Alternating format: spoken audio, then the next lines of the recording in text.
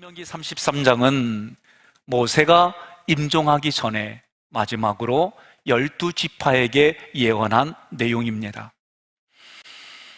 예언이라고 하는 것은 하나님께서 미래를 말씀하는 것뿐만이 아니라 하나님이 주신 말씀을 지금 전달하는 것이 예언이다라는 말의 개념이에요. 오늘 여러분과 저는 지금 말씀하시는 하나님이라고 하는 관점의 예언의 말씀을 통해 오늘 나의 현실 그리고 내가 나아가야 될 상황을 하나님과의 관계 속에서 풀어가시기를 바랍니다. 각 지파에게 주신 예언의 말씀은 그 사람들의 현재 마음의 상태에 따라 하나님이 주시는 내용의 말씀들이 다른 거예요. 현재 제가 말씀을 받습니다. 그러면 내 마음의 상태에 따라 하나님의 말씀이 살아 움직여 역사하는 능력이 있음을 믿으시기를 바랍니다. 그래서 지금 전해주시는 하나님의 말씀이 어떤 사람에게는 생명이 될 수도 있고 어떤 사람에게는 저주의 길이 될 수도 있어요.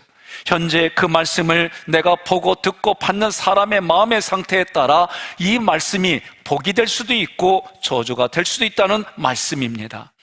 1절로 5절 먼저 하나님께서 이스라엘 백성들에게 율법을 주셨어요. 2절 말씀 함께 봉독하겠습니다. 그가 일러스되 여호와께서 시내 산에서 오시고 세일산에서 일어나시고 바란산에서 비추시고 1만 성도 가운데 강림하셨고 그의 오른손에는 그들을 위해 번쩍이는 불이 있도다. 아멘. 2절에 여호와께서 시내 산에 오셨고 오른손에 번쩍이는 불이 있다. 이 말씀은 하나님이 시내 산에 강림하셔서 이스라엘 백성들에게 말씀을 주셨다라는 표현인 거예요. 하나님의 말씀을 주실 때에 창세기로부터 말씀을 우리가 기억하면 하나님의 모든 것을 우리에게 주셨어요. 정복하고 다스리고 씨를 잉태하고 그 생명을 나누는 일들을 하나님이 다 주셨는데 오직 한 가지 하지 말라 명령으로 주신 말씀은 선악을 알게 하는 선악과의 열매는 먹지 말라는 거예요. 이 명령을 하나님이 도와주시지 않으면 사람은 지킬 수 있는 그런 존재가 아니에요. 창세기 2장부터 3장에 보면 선악과를 주실 때 하나님께서 그 선악과의 열매를 먹지 말라 명령으로 주셨습니다. 그러나 인간은 그 명령을 지킬 수가 없습니다. 그래서 하나님이 은혜로 주신 하나님의 말씀이 깨졌어요. 그 돌비가, 십계명을 기록한 돌비가 깨졌어요. 하나님께서 다시 이스라엘 백성들에게 돌비를 주셨습니다. 그 돌비를 어디에 간직했습니까?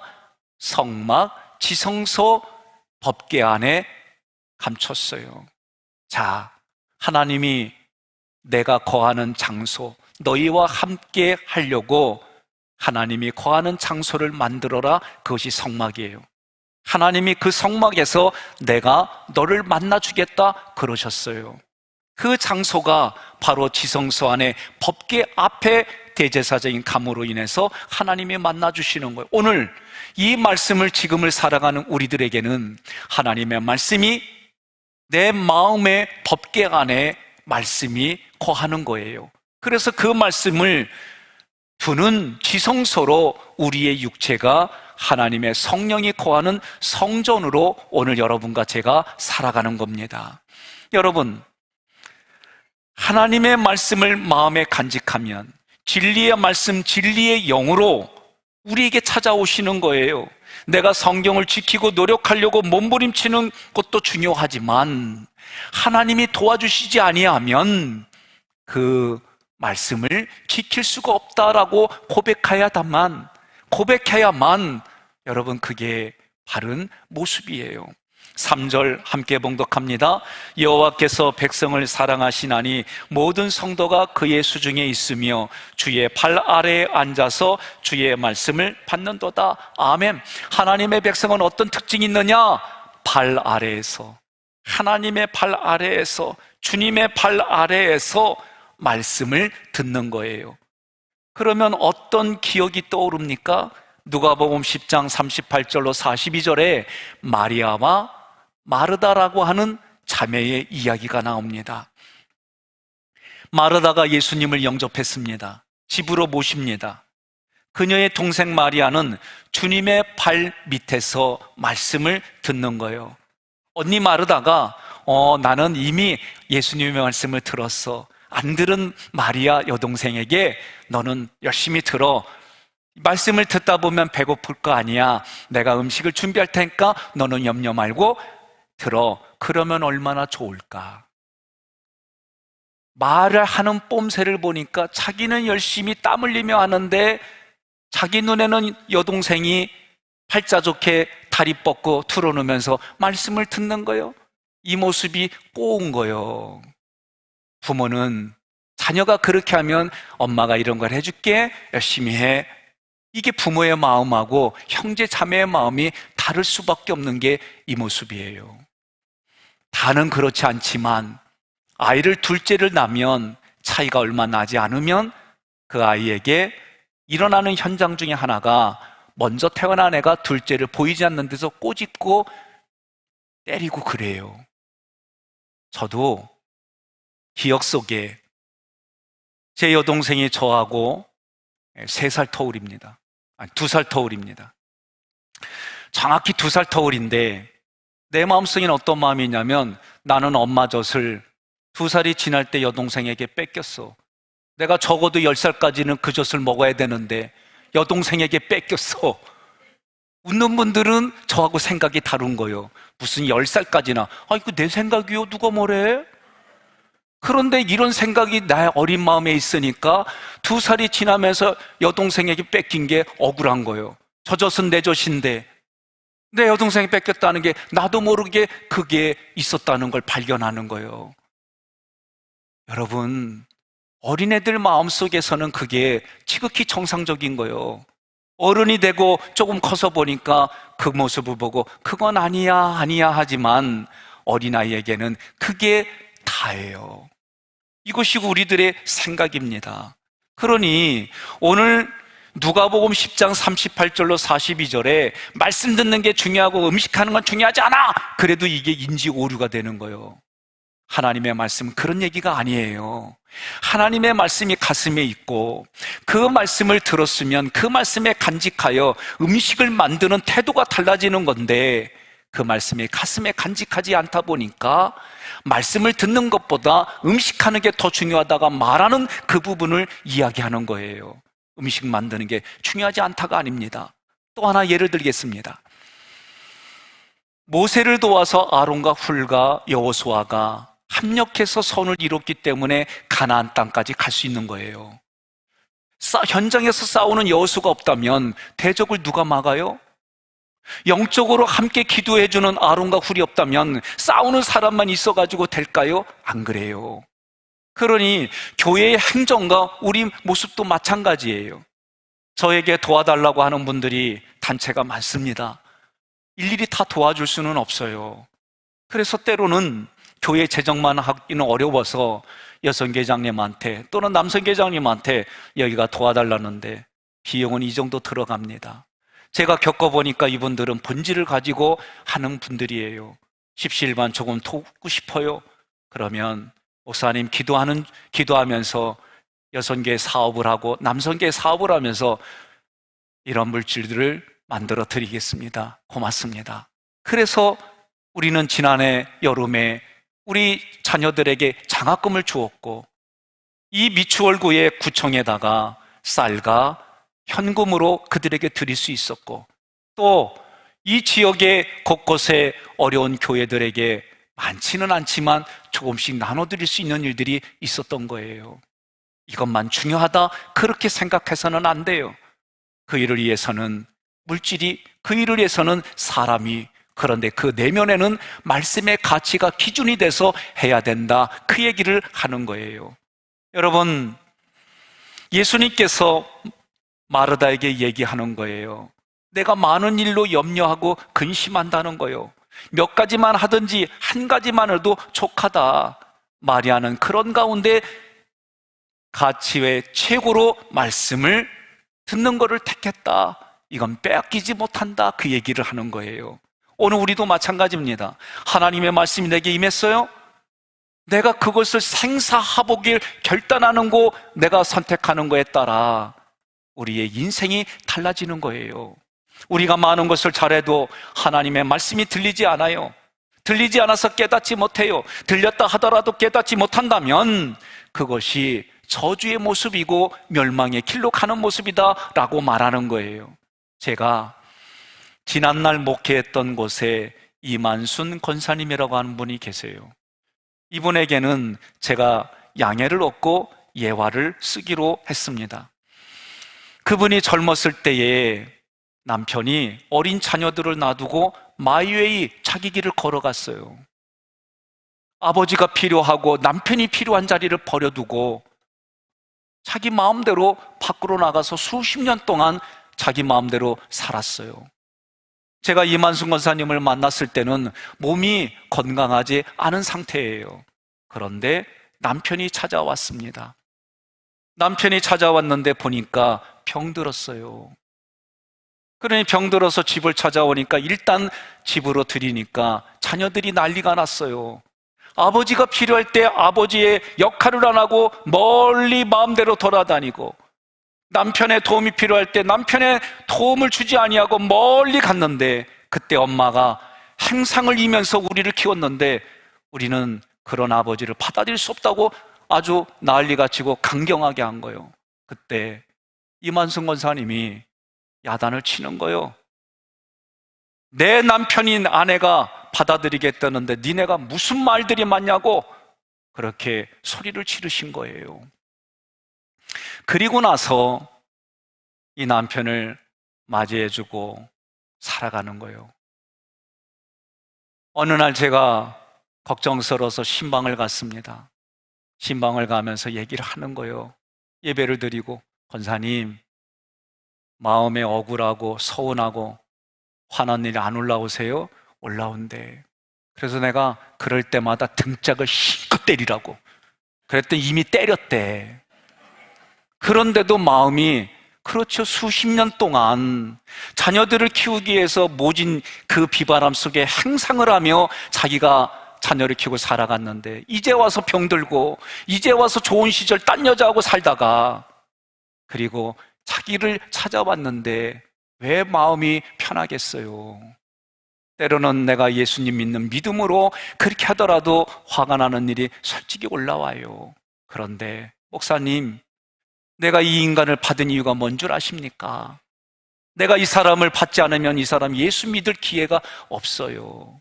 내가 이 사람을 거둬주지 않으면 이 사람 예수님 믿을 상황이 전혀 되질 않기 때문에 이 영혼이 불쌍해서 내가 받은 거예요. 그러면서 내가 예수 믿는 사람이기 때문에 그 예수님을 믿으라고 권면하고 하지만 화가 나는 거는 내가 솔직한 마음이 그래요. 그러면서 이분들이 어렵고 힘든 가운데 함께하며 저에게 부탁을 해서 병상 세례까지 주었어요. 어머니의 건강이 어려우니까 자녀들이 이제 어머니를 걱정해서 그 아버지를 요양원에 모셨습니다. 몇 달 전에 모르는 전화가 왔어요. 전화를 받아봤더니 우리 이만순 권사님의 전화예요. 제가 이제는 건너왔기 때문에 웬만한 전화번호는 다 지웠어요.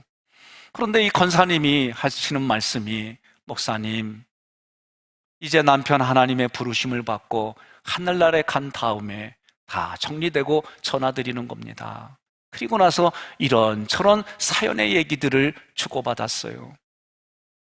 그 모습을 보며 저는 이분이 나보다도 더 깊이 영혼을 사랑하고 하나님의 말씀으로 살아가기 위해서 애쓴, 그래서 주님의 모습이 그분을 통해 제 마음에 찾아왔어요. 신앙생활은 내가 행위로 무엇을 하려고 하는 것이 아니라 먼저 하나님의 말씀이 들려져서 깨달아지면, 그래서 내 마음에 간직이 되어지면 하나님의 마음, 성령이 내게 임해서 내가 가지고 있던 생각과 이 성령의 말씀이 부딪히며 괴로워하고 힘들어하는 일들이 생길 수밖에 없지만, 그러나 그런 가운데 하나님의 아가페의 사랑이 내 마음을 가득 채우고 그 사랑이 내 손과 발과 얼굴로 흘러가게 하는 것이 바로 하나님이 원하는 됨의 상태이다. 성경은 그렇게 말하는 거예요.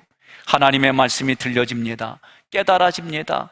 그 말씀이 내 안에 강물같이 물같이 이 안에 흘러갑니다. 그런 모습을 하나님은 의롭다 말씀하시고 하나님이 더 깊은 데로 나를 이끌어가는 그 자리가 됨의 상태다라고 말하는 거예요. 6절로 25절의 내용들이 너무 길기 때문에 둘로 나누어서 말씀을 드립니다. 하나님의 말씀은 항상 우리 지금 개인의 상태에 따라 이 말씀이 같은 문장이라 할지라도 내게 들려지는 하나님의 의도가 다 다른 거예요. 내가 지금 어떤 상태에 있느냐에 따라 하나님의 말씀이 달라지는 거예요. 자, 각자의 상태를 알지요? 옆에 분이 이렇게 인사하겠습니다. 성령 충만한 모습으로 보입니다. 그렇게 인사하겠습니다.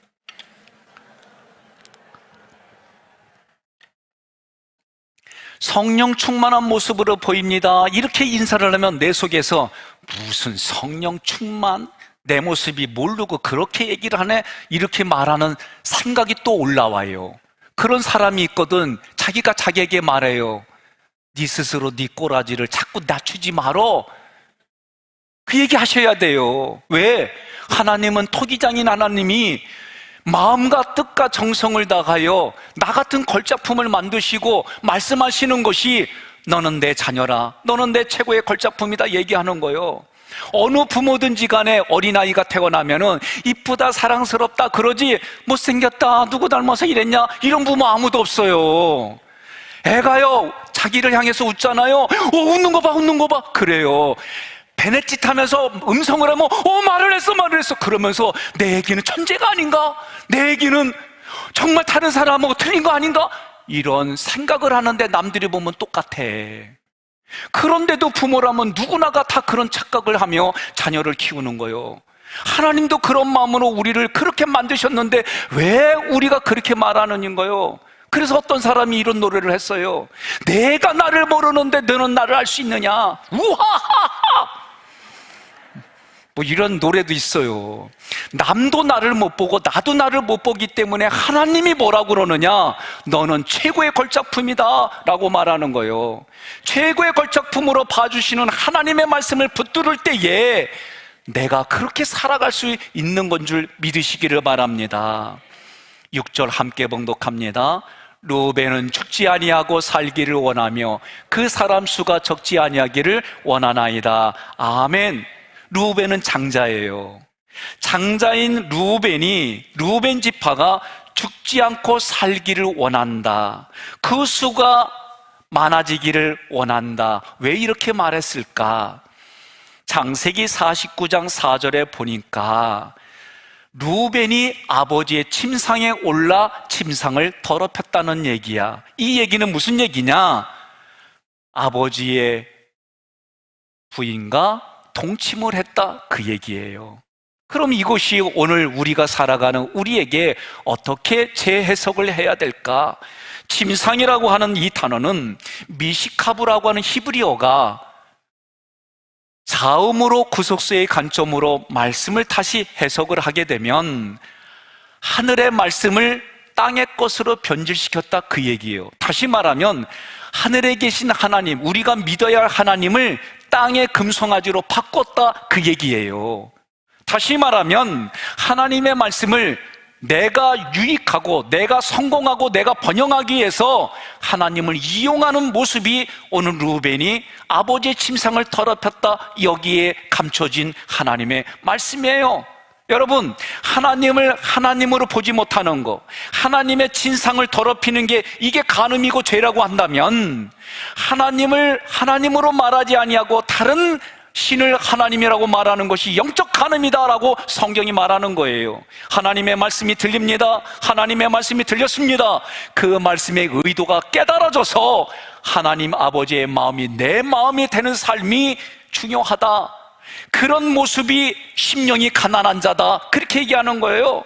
가난한 자들이란 얘기는 이것 없으면 죽습니다. 하나님의 말씀이 아니면 나는 죽습니다. 그 얘기를 하는 거예요. 그 말씀이 내게 충만해져서 다른 사람의 마음에까지 이 말씀의 씨를 심으면 이것이 이웃사랑이다, 율법이 완성된 거다, 생명의 면류관을 얻은 거다. 성경은 그렇게 표현하는 거예요. 여러분 생각해 보십시오. 하나님의 말씀을 이 땅의 법, 윤리, 도덕으로 가져오면요 반드시 어떤 현상이 생기느냐? 측량하게 돼 있어요. 다시 말하면 판단하게 돼 있어요. 요 판단에 못 미치네, 요 판단에 들어오지 않네, 그러면 어떻게 해요? 정죄하게 돼 있습니다. 정죄하면 어떻게 되는 거요? 사망의 길로 가는 거요. 그러나 이 말씀을 가지고 살리는 말씀으로 가져가면 이 사람이 부족한 부분을 이 말씀 가지고 어떻게 하면 살릴까? 어떻게 하면 이 사람을 세워줄까? 어떻게 하면 이 영혼의 마음에 거부하지 아니하고 받아갈 수 있게 했을까? 이 고민은 전혀 다른 언행을 낳게 되어 있어요. 그러니 하나님의 말씀을 땅 위의 법과 윤리와 도덕으로 가져가는 것이 간음이다. 우리는 하나님의 사랑과 이웃사랑을 행위로 절대로 지킬 수가 없다. 이것을 인정하는 거예요. 그래서 하나님의 말씀이 아니면 안 됩니다. 그러는 거예요. 저도 어제 시험 보고 나서요, 제가 마음이 홍수에 빠졌어요. 왜 빠졌나 가만히 생각해 보니까 저의 중요한 10년 중에 하나가 약속이에요. 일단 약속을 내가 못 지켰어요. 그러니 얼마나 마음이 힘들어요. 그러다가 내 직업이 목회자요라고 하는 것을 내가 밝혀보니까 아니 무슨 목사가 약속도 안 지키고 이래, 이런 생각들이 나를 힘들게 하는 거예요. 거기다가 서로 간에 이런저런 얘기를 나누며 잘 만들어가는 이 생각인데 완벽한 질문들이 그 다음부터 떠오르는 거예요. 이걸 못했네, 이걸 못했네, 이걸 못했네 하니까 내가 못난 자아가 돼서 그 순간 얼마나 힘든지. 그런데 그때 아내가 천사의 말을 하는 거예요. 잘했어요. 이런 질문은 너무 좋았어요. 당신은 처음부터 끝까지 상대방에 맞춰줬어요. 거기다 더 그런 당신과 살아서 나는 행복해. 이 말하면 얼마나 더 좋아. 사람이 이래. 예? 그때는 그게 너무나도 좋았는데 정신만 차리면 또 이런저런 생각이 올라와. 이게 완벽주의라고 하는 거예요. 만족을 못 느껴요. 거기서 조금 더 칭찬해주면 어디 덧나나, 격려해주면 어디 덧나나. 그렇게 살아온 인생이기에 이걸 바꾼다는 게 쉬운 게 아니에요. 그러니 나를 객관화시킨다고 하는 게 쉬운 얘기가 아니에요. 그러니 훈련해야 되는 거예요. 여러분 훈련하는 거예요. 다시 한번 인사하겠습니다. 얼굴을 보니 성령이 충만한 분입니다. 그러면 여전히 나 성령 충만 아닌데 이런 마음이 들거든. 우리가 그동안 훈련했잖아요. 인사할 때 뭐라고 그랬어요? 처음에는 사실은 그렇지 않은데 그렇게 봐줘요, 감사합니다, 이렇게 인사든지, 용기를 내서 사실도 그런데 그렇게 봐주셔서 감사합니다, 인사하면 되는 거요. 그렇게 말하면 다른 거요. 안 그래요? 김 목사님, 내가 어떻게 보여? 한 박자 늦게 나오는 거 보니까 억지로 얘기하는 거예요. 멋있게 보이는데. 예? 바로 얘기할 때 나오면, 여러분, 이것도 내 개인 생각이에요. 진지하게 생각을 해서 얘기를 하는데도 나는 급해. 그러니까 1초도 못 견뎌. 1초 기다리는 거 보고 내 생각을 집어넣은 거예요. 사실만 얘기하면 돼. 사실은 뭐냐? 김지호 목사가 멋있게 보입니다. 이게 사실이요. 그런데 내가 생각을 어떻게 돼? 뜸들였어. 뜸들인 거는 나한테 생각이 별론 것 같아. 이게 내 생각이요, 사실이 아니요. 우리는 잠깐 사이에도 늘 그런 거예요. 그러니 자기 자신을 스스로가 아프게 하고 힘들게 하고 멍들게 하는 거를 몰라. 겉으로만 알아. 내면을 보지 못하는 우리의 현장 속에 하나님의 말씀이 들어오지 못하는 거예요. 하나님의 말씀이 들어오려면 어떻게 해요? 내가 문 밖에서 두드리노니 내 음성을 듣고 문을 열면, 내가 문을 열어야 되는 거예요. 사람과의 관계도 마찬가지입니다. 내가 문을 열어야 되는 거예요. 하나님의 말씀이 내 안에 머무르고 간직이 되어지면 그것 때문에 다른 이들에게까지 흘러가는 거예요. 루벤과 같은 성도도 하나님은 어떤 마음이냐? 살고 죽지 않게 되기를 원한다, 그 얘기요. 루벤과 같은 성도라 할지라도 생각해 보세요. 이게 보면 있을 수 없는 일들을 하는 사람이 죽어 마땅한데도 하나님은 뭐라고 그래요? 너가 살고 죽지 않기를 바란다는 거예요. 이게 아버지의 마음이요. 오늘 우리가 아버지의 마음을 갖지 않고서는 신앙생활하기가 너무 어려운 시대에 사는 거예요. 하나님의 말씀의 의도를 마음에 가져와서 하나님의 말씀이 들리고 그 말씀을 듣기를 원하는 자들에게 그 의도대로 흘려보내려면 그 사람 앞에 내가 죽어야만 하나님의 말씀이 바르게 흘러가는 거예요. 두 번째로 유다 지파예요. 7절 말씀 함께 봉독합니다. 유다에 대한 축복은 이러하니라. 일러스되 여호와여 유다의 음성을 들으시고 그의 백성에게로 인도하시오며 그의 손으로 자기를 위하여 싸우게 하시고 주께서도 오사 그가 그 대적을 치게 하시기를 원하나이다. 아멘. 이 말씀은 유다 지파에서 예수 그리스도가 오신다는 거예요. 그러면 오늘날 영적인 유다 지파 같은 사람들은 누구냐? 예수를 잉태했어요. 예수를 잉태하고 그 예수를 출산해서 다른 사람에게 아들로 주는 거예요. 이것이 다시 말하면 내가 마음으로 예수님을 구주로 고백하는 거예요. 그러면 내 안에 그 말씀이 있는 거예요. 예수가 있는 거예요. 예수가 구주입니다라고 성령이 알게 해주는 거예요. 그러면 내가 그 예수를 알지 못하는 사람에게 예수를 소개해서 예수를 믿게 하는 것이 그 사람 마음판에 예수의 씨앗을 심었다, 그렇게 표현하는 거예요. 오늘날 우리가 영적인 유다 지파가 되는 것은 아들을 낳는 자들이 되는 거예요. 말씀이 깨달아져요. 내 안에 간직되어졌어요. 그것이 하나님 아버지의 마음이요, 하나님 아버지의 마음이 예수의 마음이에요. 그 예수의 마음이 요한일서 2장 25절과 5장 11절로 12절 함께 봉독하겠습니다. 그가 우리에게 약속하신 것은 이것이니 곧 영원한 생명이니라. 또 증거는 이것이니 하나님이 우리에게 영생을 주신 것과 이 생명이 그의 아들 안에 있는 그것이니라. 아들이 있는 자에게는 생명이 있고 하나님의 아들이 없는 자에게는 생명이 없느니라. 아멘. 예수가 생명이고 그 생명이 영원한 생명이다 얘기는 거예요.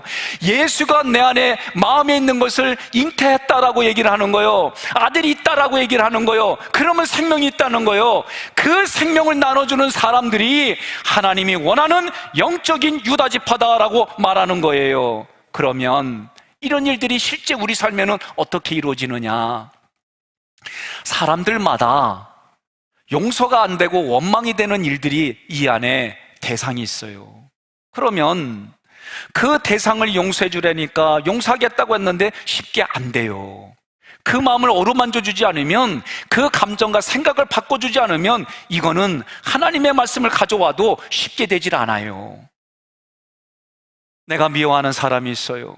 내가 원망하는 사람이 있어요. 이유는 간단해요. 내가 사랑받고 내가 인정받고 내가 원하는 욕구가 채워지지 않으면 누구든지 서운한 마음으로 상대방에게 그런 원망과 시기 질투가 일어나는 거예요. 예배를 드려요. 말씀을 들었어요. 사랑하는 말에 마음에 부딪혀요. 사랑 안 하는데 안 됩니다. 사랑하려고 하다 보면 한계가 있어서 더 이상 나아가지 못합니다. 어떻게 해야 되겠습니까? 그런 나를 하나님 불쌍히 여겨주세요. 말씀과 기도 위에는 이런 일들을 해결할 방법이 없는 거예요. 그래서 이렇게 기도하는 가운데 어느 날 결단을 하고 했는데 상대방은 변하지 않고, 그렇게 말한 내가 더 자존심 상하고 그렇게 말한 내가 더 손해보는 것 같고 그런 마음이 여전히 있어요. 그런데도 또 말씀을 가지고 도전해요. 이것 때문에 하나님 앞에 부르짖고 기도하는데 어느 날 미워하는 감정이 바뀌는 거예요. 마치 수맥이 터져서 그 물이 올라오는 것처럼 하나님의 사랑이 내 안에 가득 차서 그 힘으로 내가 그 사람을 사랑하고 품어주는 일들이 가능하게 현장에서 일어나는 거예요. 이런 사람이 말씀을 깨달아져서 하나님 아버지의 마음으로 예수 그리스도의 사랑을 가지고 다른 이들에게 그 사랑을 실현하는 모습이 아들을 낳았다라고 표현하는 거예요. 그러나 아직도 마음이 불편합니다. 원망합니다. 미워합니다. 두려워합니다. 근심하는 마음이 있다면 자기 자신에 그런 거예요. 아직 하나님의 때가 아닌가 보구나. 자기를 위로하세요. 하나님 때를 따라 도와주시는 은혜의 보좌 앞에 나왔사오니 나에게 때를 허락해 주옵소서 기도하시기를 바랍니다. 우리는 여리고성을 정복할 때 그 상황을 보니까 일곱째 날 성을 7바퀴 돌고 나팔을 분 다음에 외치라고 했어요. 이게 무슨 뜻일까? 일곱이라고 하는 단어는 완전수예요. 다시 말하면 하나님의 말씀이 내게 임하여 완성된 날이에요. 내가 하나님이 원하는 그런 사람이 됐어요. 그런 사람이 되어져서 깨달아져서 선포했더니 여리고가 무너졌다, 그 얘기요. 다시 말하면 여리고가 무너졌더니 그 안에 하나님이 택한 백성 라합과 그의 백성들이 구원을 받았어요. 내가 미워하고 내가 원망하고 내가 싫어하는 그 여리고성이 깨진과 동시에 그 영혼이 살아나는 일들이 있다라고 해석하면, 오늘 여러분 아침에 일어났을 때 저 오늘도 그렇게 했어요. 하나님, 성부 하나님께 내 인생을 다 겁니다. 예수님, 오늘도 하나님의 말씀이 나에게 양식이 되고 음료수가 되게 해주세요. 성령님, 오늘 하루도 내가 성령의 기름 부음이 흘러가게 해주세요. 그렇게 기도하고 아내를 보며 한마디 던지는 거예요. 일어나셨수? 예? 사랑해요. 오늘 하루 힘차게 시작하십시다. 여러분, 그러는 거예요. 우리 어린 자녀들 학교 가기 위해서 깨울 때에 메시아, 메시아, 근데 이제는 애들이 바로 못 일어나요. 그러면 우리 목소리가 짜증으로 바뀌어요. 7시야! 8시야! 막 이렇게 바뀌어가요. 그때 방법이 있어요. 처음에는 시간만 얘기하는 거예요. 8시다, 8시 10분이다, 요것만 얘기하고 가는 거예요. 그 다음에 이게 이제는 익숙해지면 8시 아들, 8시야 딸 하면서 스킨십을 해줘요.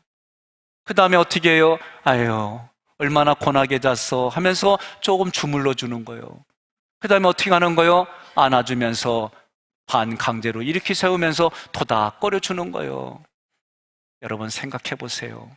짜증 섞인 말로 얘기하는 관계와 이제는 그런 짜증이 사라지고 말하고 더 나가서 가슴으로 품어주는 그런 삶의 태도는 다를 수밖에 없는 거예요.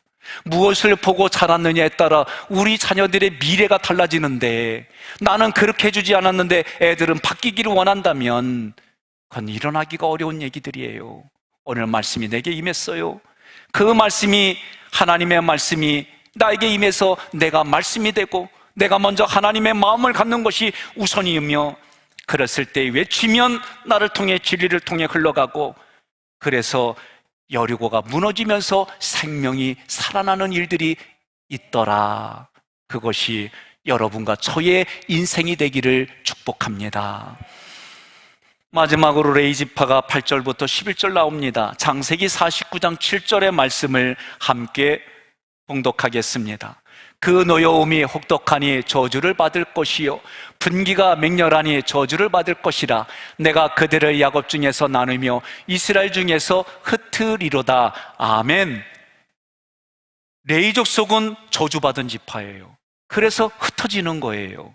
그런 지파가 신명기 33장 10절로 12절 말씀을 보니까 복을 받은 지파가 됐어요. 함께 봉독합니다. 주의 법도를 야곱에게, 주의 율법을 이스라엘에게 가르치며 주 앞에 분향하고 온전한 번제를 주의 제단 위에 드리리로다. 여호와여, 그의 재산을 풍족하게 하시고 그의 손을 이를 받으소서. 그를 대적하여 일어나는 자와 미워하는 자의 허리를 꺾으사 다시 일어나지 못하게 하옵소서. 아멘. 저주받은 지파가 어떻게 놀라운 축복을 받을 수 있었을까? 그것은 하나님의 말씀이 임했을 때 그 말씀에 선 거요. 홍해가 왔을 때 너희는 가만히 서서가 가만히 있으란 얘기가 아니에요. 하나님 편에 서서 하라는 거예요. 진리 쪽에 서라는 거예요. 출애굽기 32장 25절로 29절에 보니까 모세가 하나님의 말씀을 받고 내려오는 거요. 하나님이 보니까 하나님을 섬기는 게 아니라 금송아지를 섬기는 그들의 모습이 가증해요. 그래서 모세를 내려보냈어요.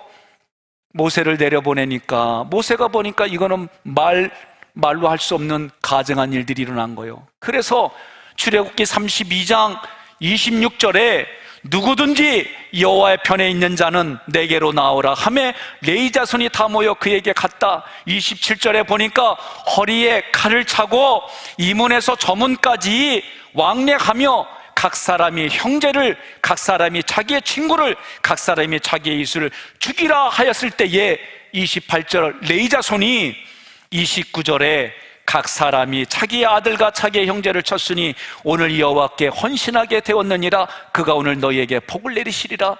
이해가 안 되는 말이지요. 우리의 육체의 몸으로 하면 칼을 가지고 내 형제 자매를 죽였다는 거요. 그런데 그것이 여호와께 헌신했다는 거요. 그래서 복을 받았다는 거요. 이 말씀이 오늘 지금을 살아가는 우리에게 어떤 말씀이느냐? 진리와 비진리의 싸움이에요. 이거는 부부간에도 부모와 자녀간에도 진리와 비진리의 싸움에서 진리가 진리의 편에 서서 진리가 이기도록 하는 일들이 나와 우리에게 복이 된다, 그 얘기예요. 여러분, 신명기 30장 15절 함께 봉독합니다. 보라, 내가 오늘 생명과 복과 사망과 화를 내 앞에 두었나니. 아멘. 살기에서 생을 택하고 영생을 택하고 살기에서 생명을 택하고 살기에서 복을 택하는 인생이 되라는 거예요. 그러려면 대가를 지불하는 일들이 있을 수밖에 없어요. 오늘 서두의 두 가지 질문, 오늘 영상을 보면서 여러분 스스로가 결단하는데, 내가 항상 내 욕구, 내가 원하는 것이 들어주지 아니하면 나는 어떻게 반응했지? 내 배우자에게 내가 원하는 대로 들어주지 않으면 내가 어떻게 반응했지? 내 자녀들에게 내가 원하지 않는 대로 되어지면 어떻게 반응했지? 저는 서울의 사랑제일교회를 보면서 한 가지 심각한 생각을 갖습니다. 모두가 침묵하고 오히려 방송과 많은 부분에는 잘못된 것만 부각하는데, 공권력이 저렇게 칼끝이 저렇게 행하는데 언제 저 칼끝이 나에게 올까? 우리는 그런 모습을 보면 우리는 어떻게 이 땅을 살아야 될까? 많은 고민들을 합니다.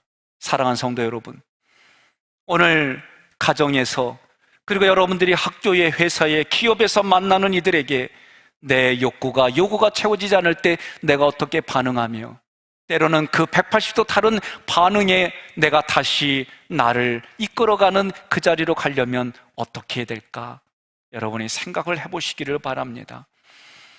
오늘 영상은 이어령 씨와 이재철 목사가 지성과 영성의 대담이라는 중에 나오는 내용들이에요. 하나님의 말씀, 그리고 그 말씀에 전혀 다른 이야기라는 사단, 그리고 그 가운데 있는 아담인 사람들은 이 땅을 어떻게 살아야 될까? 그래서 이 땅을 승리하고 십자가 군병원으로, 레인으로, 유다로, 루벤과 같은 그런 모습일지라도, 저주받은 레이집할지라도 하나님이 복을 주시는 그 상태로 살려면 어떻게 살아야 될까? 영상을 보며 스스로 자문하시고 자답하여 이 한 주간도 남은 인생에 승리하기를 바랍니다.